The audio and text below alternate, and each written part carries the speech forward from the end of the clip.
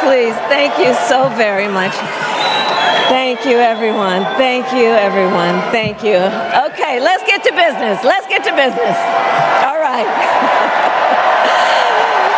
So let me start by thanking my most incredible husband, Doug,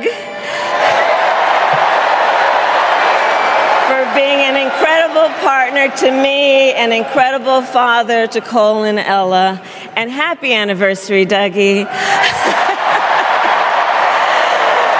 I love you so very much. To our President Joe Biden, when I think about the path that we have traveled together, Joe, I am filled with gratitude. Your record is extraordinary, as history will show, and your character is inspiring. And Doug and I love you and Jill and are forever thankful to you both.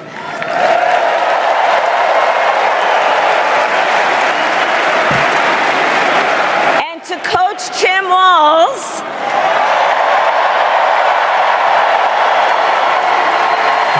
you are going to be an incredible vice president.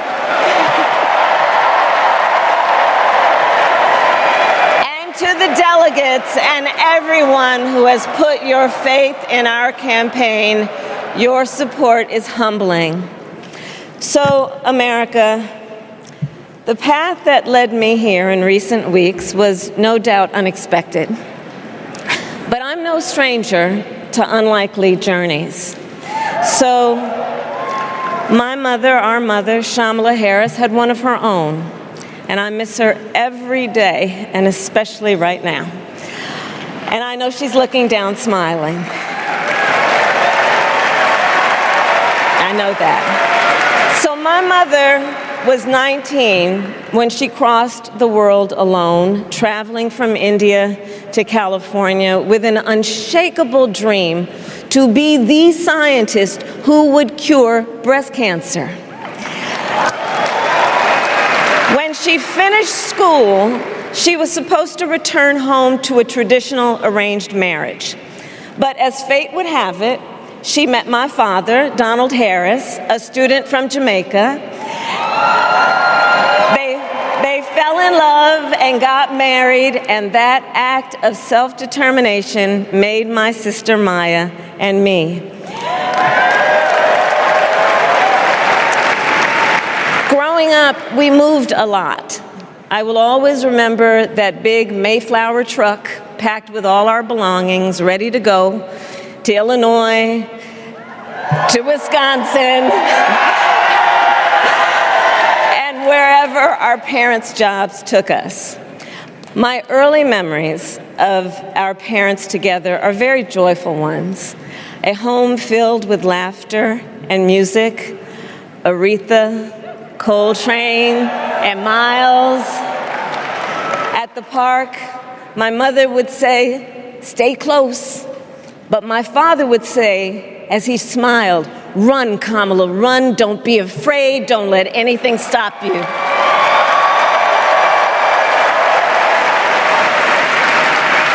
From my earliest years, he taught me to be fearless. But the harmony between my parents did not last. When I was in elementary school, they split up. And it was mostly my mother who raised us. Before she could finally afford to buy a home, she rented a small apartment in the East Bay. In the Bay, you either live in the hills or the flatlands. We lived in the flats. A beautiful working-class neighborhood of firefighters, nurses, and construction workers,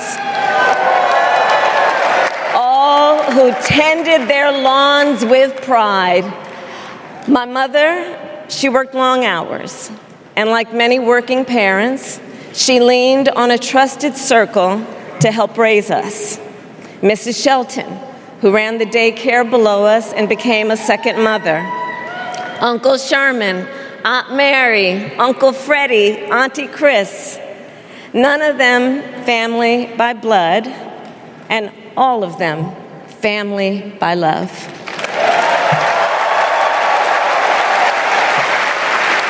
Family who taught us how to make gumbo, how to play chess, and sometimes even let us win.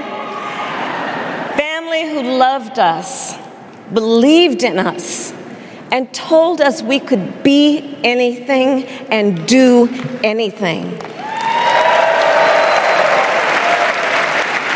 They instilled in us the values they personified: community, faith, and the importance of treating others as you would want to be treated, with kindness, respect, and compassion.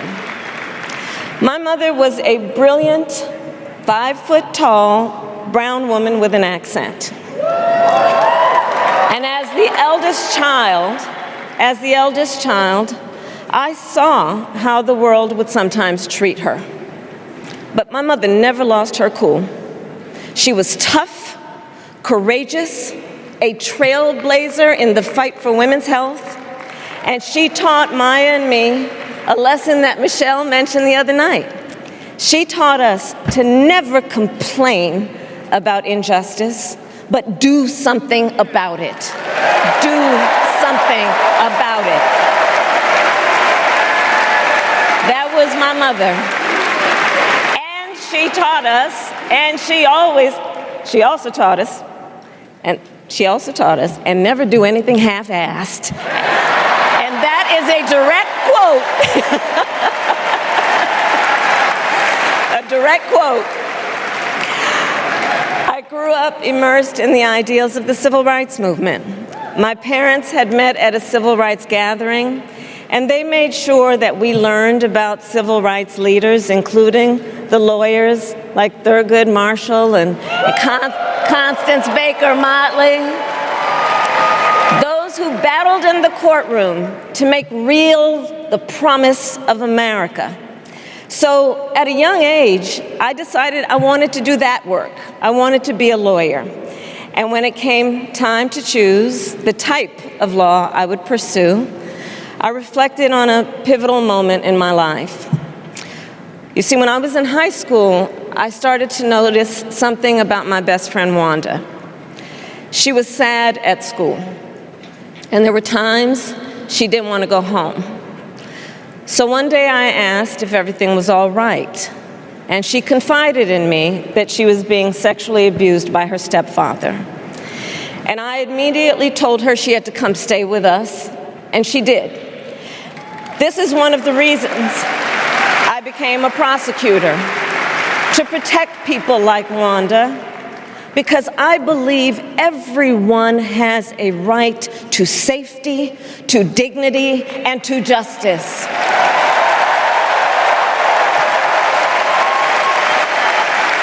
As a prosecutor, when I had a case, I charged it not in the name of the victim, but in the name of the people.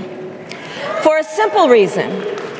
In our system of justice, a harm against any one of us is a harm against all of us.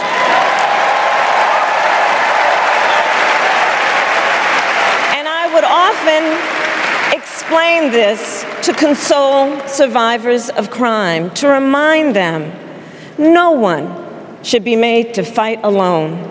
We are all in this together. And every day in the courtroom, I stood proudly before a judge and I said 5 words: Kamala Harris for the people.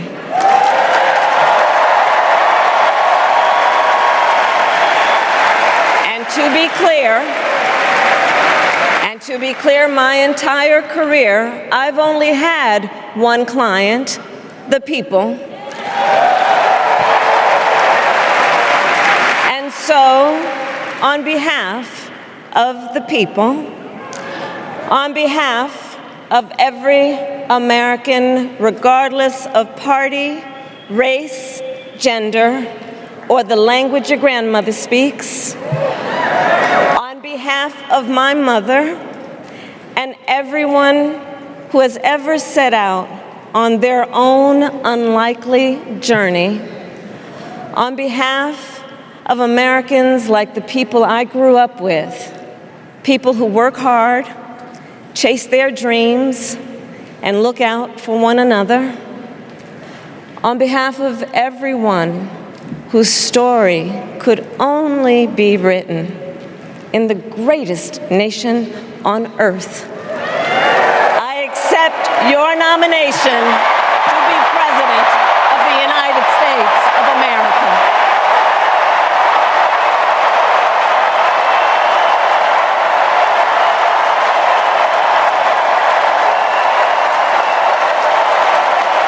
And with this election,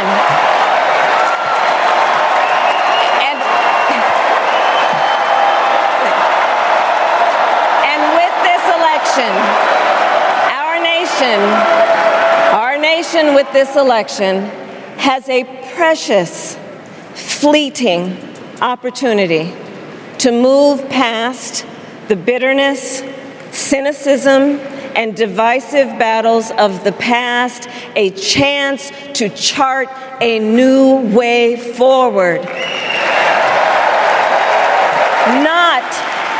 Not as members of any one party or faction, but as Americans. And let me say, I know there are people of various political views watching tonight, and I want you to know, I promise to be a president for all Americans. You can always trust me to put country above party and self, to hold sacred America's fundamental principles, from the rule of law to free and fair elections to the peaceful transfer of power.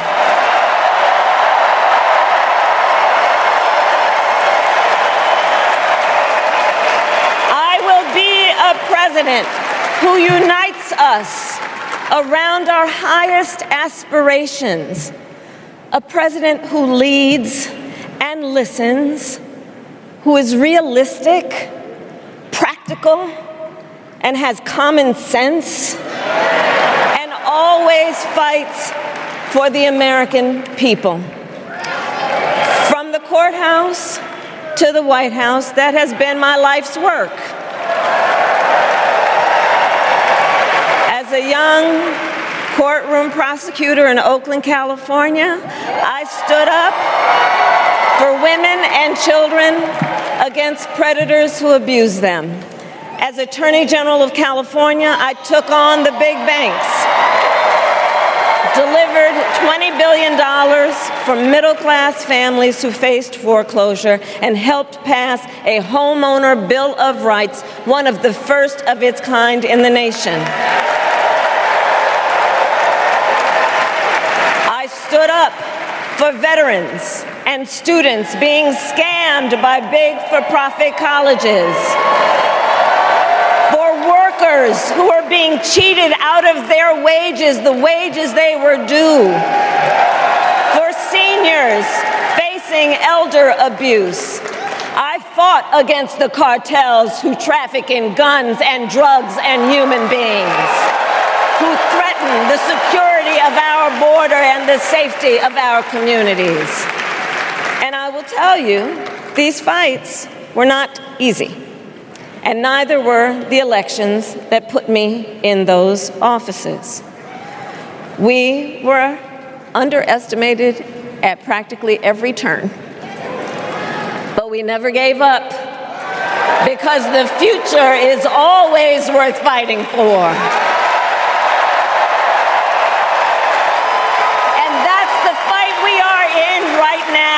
A fight for America's future.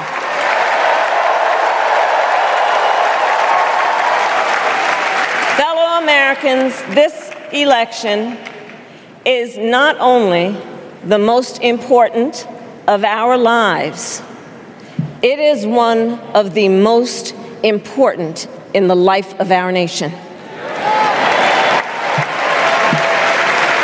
In many ways, Donald Trump is an unserious man. But the consequences of putting Donald Trump back in the White House are extremely serious. Consider not only the chaos and calamity when he was in office, but also the gravity of what has happened since he lost the last election. Donald Trump tried to throw away your votes. When he failed, he sent an armed mob to the United States Capitol, where they assaulted law enforcement officers. When politicians in his own party begged him to call off the mob and send help, he did the opposite. He fanned the flames. And now, for an entirely different set of crimes, he was found guilty of fraud by a jury of everyday Americans and separately found liable for committing sexual abuse. And consider what he intends to do if we give him power again.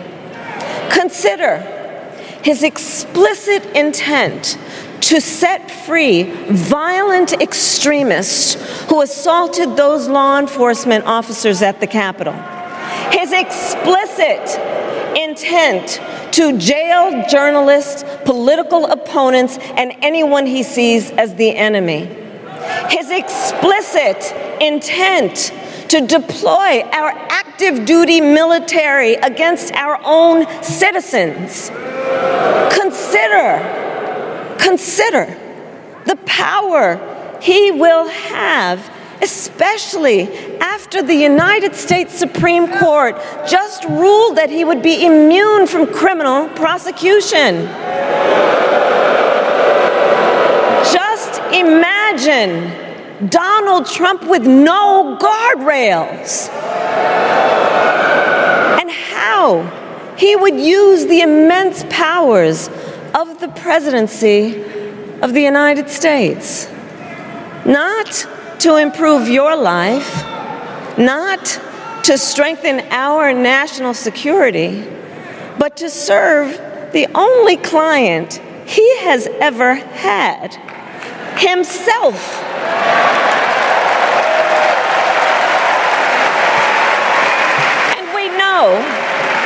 And we know what a second Trump term would look like. It's all laid out in Project 2025, written by his closest advisors, and its sum total is to pull our country back to the past. But America, we are not going back. We are not going back. We are not going back. We are not going back to when Donald Trump tried to cut Social Security and Medicare. We are not going back to when he tried to get rid of the Affordable Care Act, when insurance companies could deny people with pre-existing conditions. We are not going to let him eliminate the Department of Education that funds our public schools. We are not going to let him end programs like Head Start that provide preschool and child care for our children. America, we are not going back.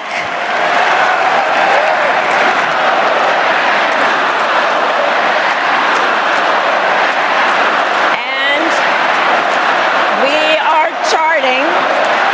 we are charting a new way forward. To a future with a strong and growing middle class, because we know a strong middle class has always been critical to America's success. And building that middle class will be a defining goal of my presidency.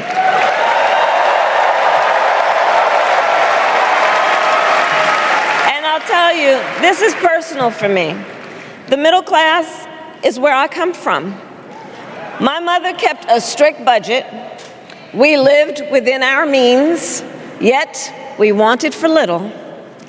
And she expected us to make the most of the opportunities that were available to us and to be grateful for them.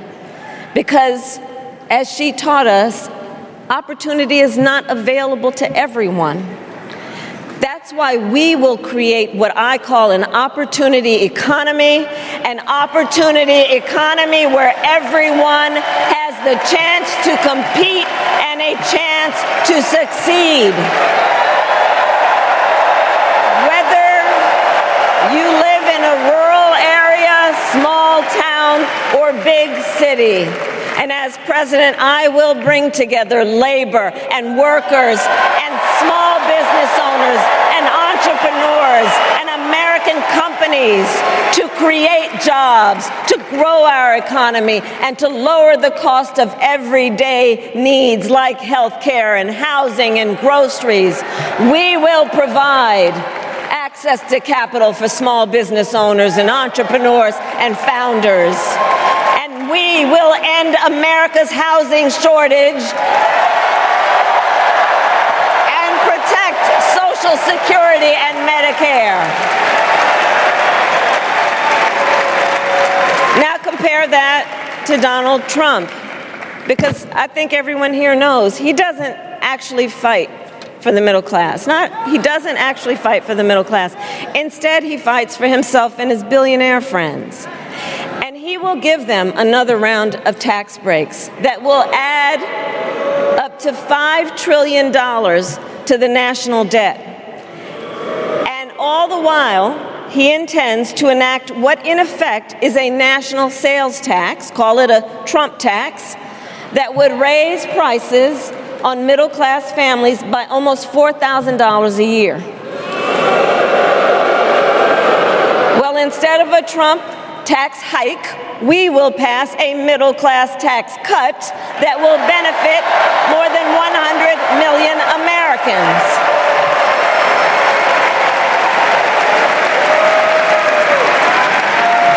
Friends, I believe America cannot truly be prosperous unless Americans are fully able to make their own decisions about their own lives, especially on matters of heart and home.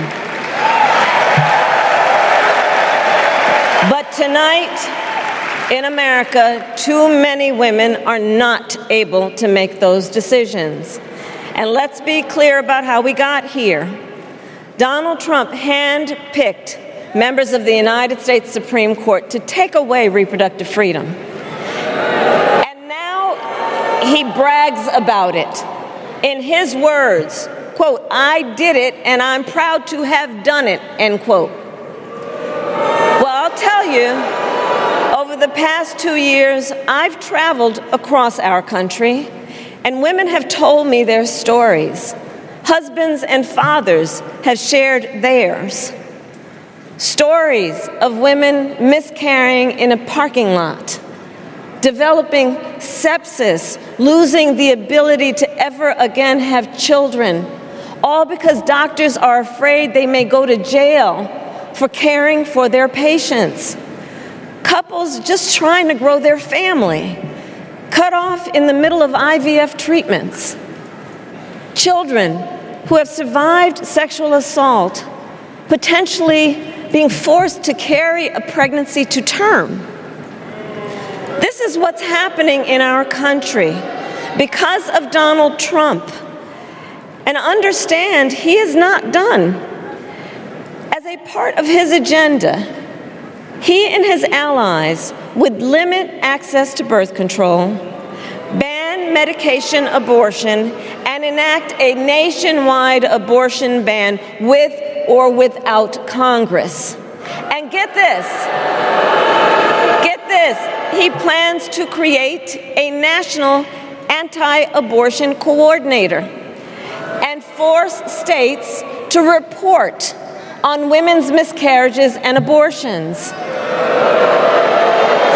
Simply put, they are out of their minds.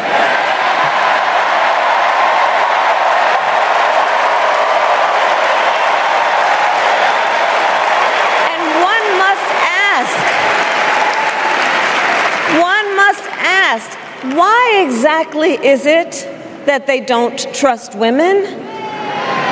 Well, we trust women. We trust women. And when Congress passes a bill to restore reproductive freedom, as President of the United States, I will proudly sign it into law.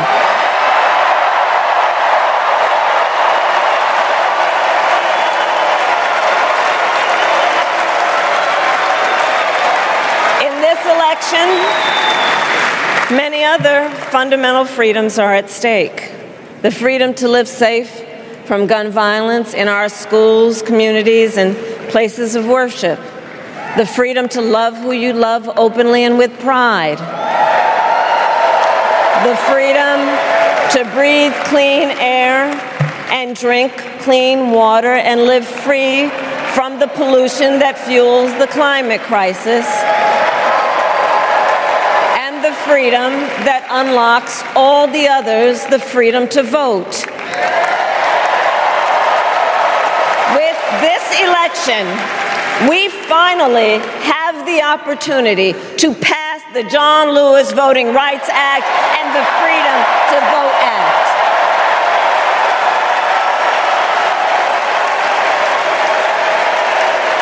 And let me be clear. After decades in law enforcement, I know the importance of safety and security, especially at our border.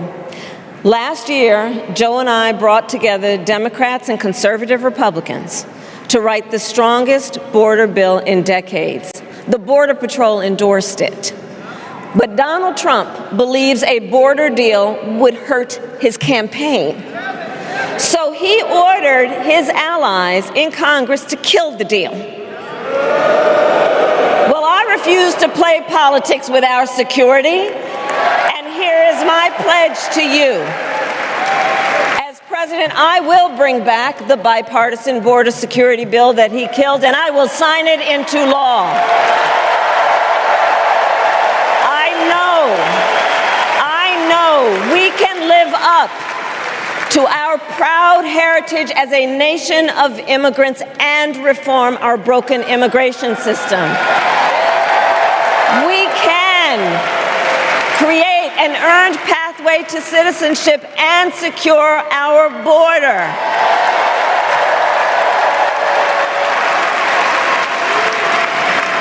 And America, we must also be steadfast in advancing our security and values abroad.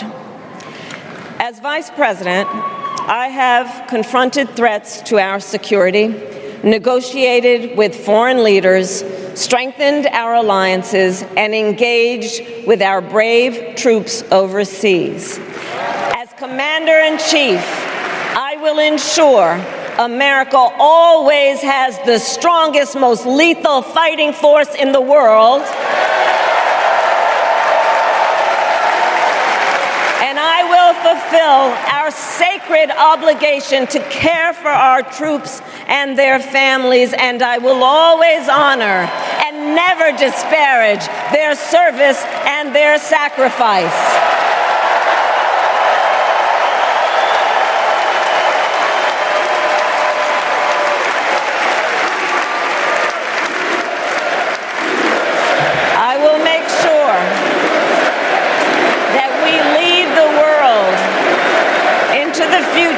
On space and artificial intelligence, that America, not China, wins the competition for the 21st century, and that we strengthen, not abdicate, our global leadership. Trump, on the other hand, threatened to abandon NATO. He encouraged Putin to invade our allies, said Russia could, quote, do whatever the hell they want. 5 days before Russia attacked Ukraine, I met with President Zelensky to warn him about Russia's plan to invade. I helped mobilize a global response, over 50 countries, to defend against Putin's aggression. And as President President, I will stand strong with Ukraine and our NATO allies.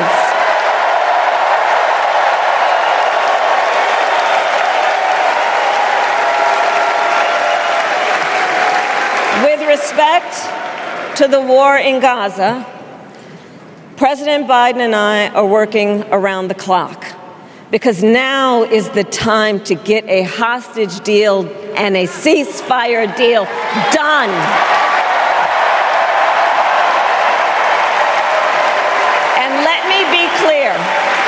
And let me be clear, I will always stand up for Israel's right to defend itself, and I will always ensure Israel has the ability to defend itself, because the people of Israel must never again face the horror that a terrorist organization called Hamas caused on October 7, including unspeakable sexual violence and the massacre of young people at a music festival. At the same time, what has happened in Gaza over the past 10 months is devastating. So many innocent lives lost. Desperate, hungry people fleeing for safety over and over again. The scale of suffering is heartbreaking. President Biden and I are working to end this war such that Israel is secure, the hostages are released, the suffering in Gaza ends, and the Palestinian people can realize their right to dignity, security, freedom, and self-determination.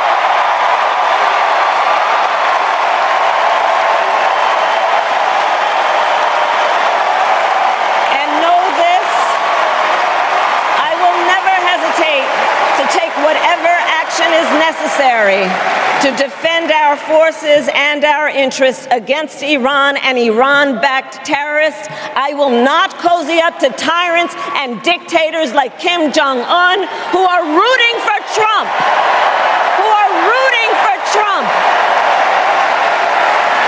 Because,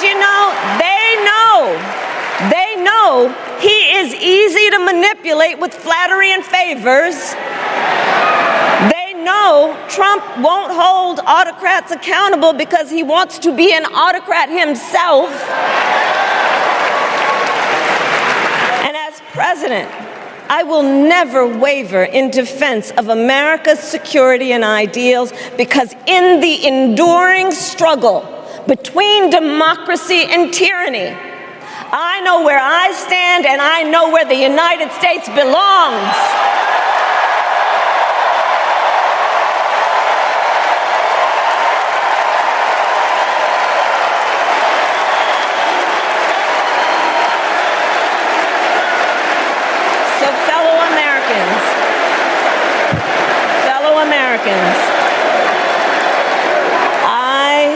I love our country with all my heart.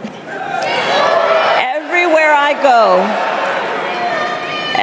I go, in everyone I meet, I see a nation that is ready to move forward, ready for the next step in the incredible journey that is America.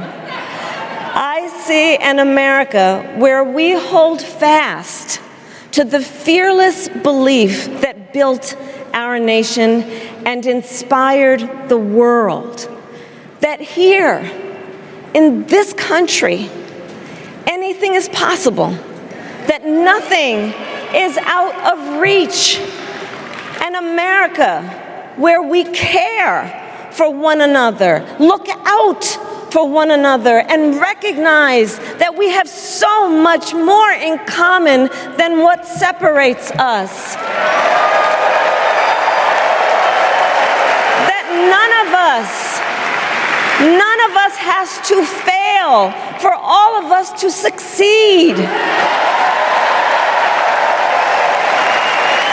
that in unity there is strength. You know, our opponents in this race are out there every day denigrating America, talking about how terrible everything is. Well, my mother had another lesson she used to teach. Never let anyone tell you who you are. You show them who you are. America, let us show each other and the world who we are and what we stand for. Freedom, opportunity, compassion, dignity, fairness, and endless possibilities.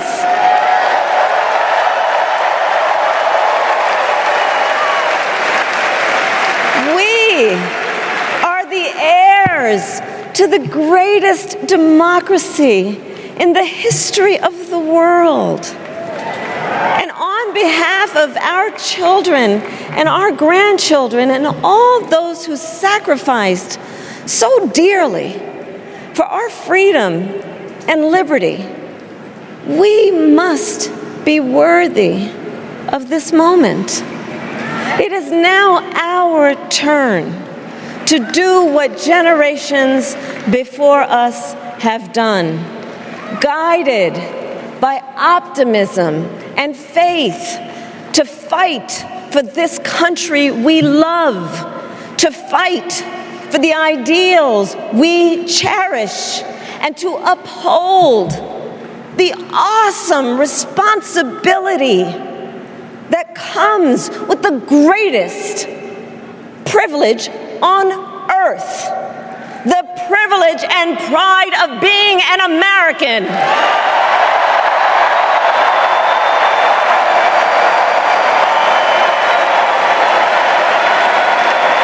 So let's get out there, let's fight for it, let's get out there, let's vote for it, and together let us write the next great chapter in the most extraordinary story ever told.